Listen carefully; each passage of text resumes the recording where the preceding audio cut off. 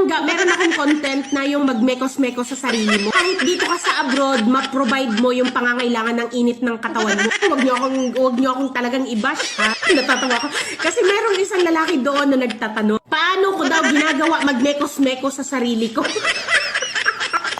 Tatawa talaga. Tapos lalaki yung nagtanong sa akin, mga talangga. Alam naman maglulubok kami. Hindi ko alam kung ano yung maggaganyan kami. Sorry. Skip ka na lang kung medyo hindi mo type tong video na to, mag-skip ka na lang. Please, wag niyo akong i-bash. Sasagutin ko lang yung tatanong sa sabi ng lalaki na curious daw siya kung paano daw magmekos-mekos ang mga babae. Alam nga naman kuya, magjajakol na ganyan. Siyempre, kaming mga girls, mag-massage lang, ganyan.